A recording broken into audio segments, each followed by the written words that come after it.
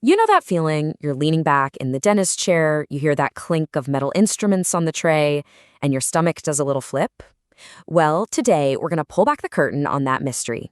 We're going to find out what each and every one of those tools is actually for. Right? I think we've all been there. You see all these sharp, shiny instruments, you hear that whirring sound, and you just can't help but wonder what on earth is that thing for? So, let's do it. We're going to break it all down, tool by tool, right from the very start of a checkup. Okay, so first up, the initial look-see. Every single visit starts this way, right? Just a simple look around. But even this first step relies on a key trio of tools. So let's start with the basics. And what's really cool is just how simple but absolutely essential these first three are. First, you've got the mouth mirror. I mean, it's pretty much what it sounds like.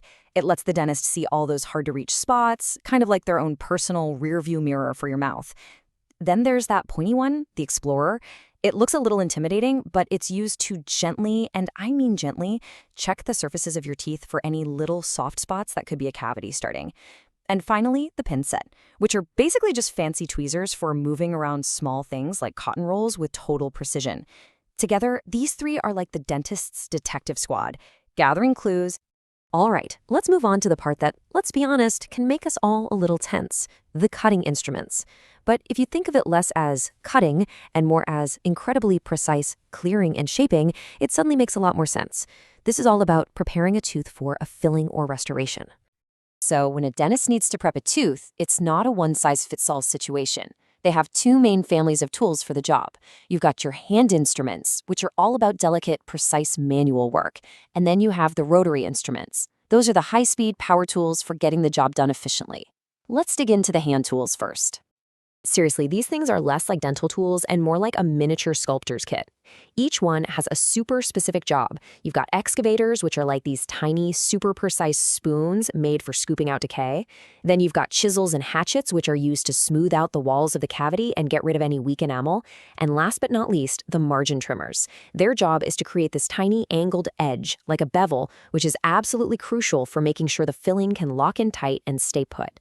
It's all about building the perfect, solid foundation for the new restoration.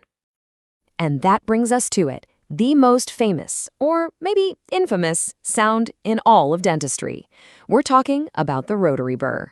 This is the high-speed workhorse of the dental office. It's the tool that does all the heavy lifting when it comes to removing decay or shaping a tooth. But what exactly is a burr? When you get right down to it, it's actually pretty simple. It just has three parts. You've got the shank, which is the part that plugs into the handpiece. You know, the part that the dentist holds. Then there's the neck, which connects the shank to the head. And the head, well, that's the business end. It's the part that does the actual cutting. And it's made of super tough stuff like tungsten carbide. And get this, just like a carpenter has a bunch of different drill bits for different jobs, a dentist has a whole collection of burr shapes. And this is where the work gets really specific.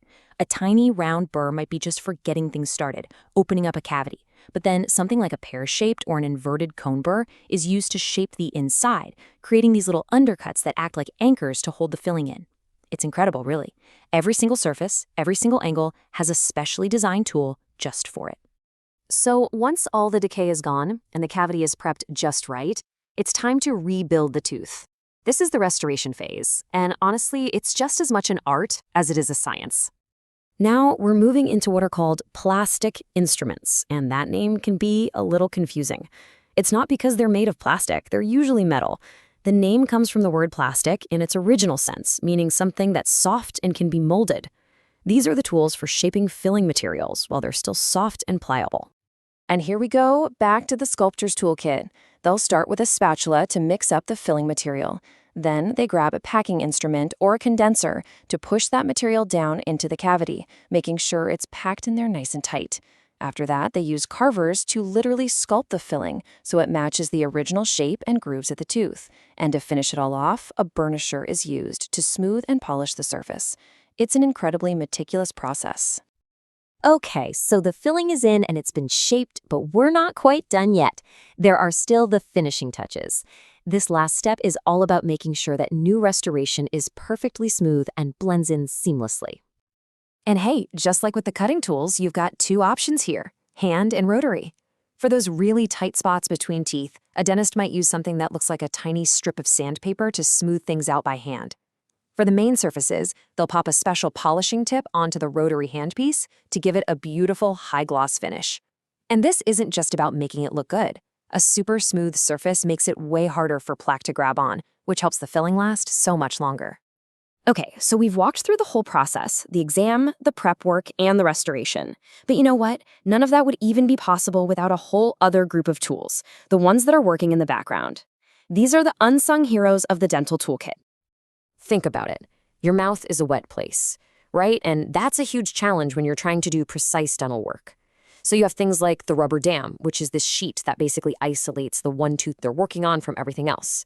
You've got the saliva ejector. Yep, that's the little straw thing that's constantly clearing out saliva and water. And of course, good old cotton rolls to soak up moisture and keep everything dry.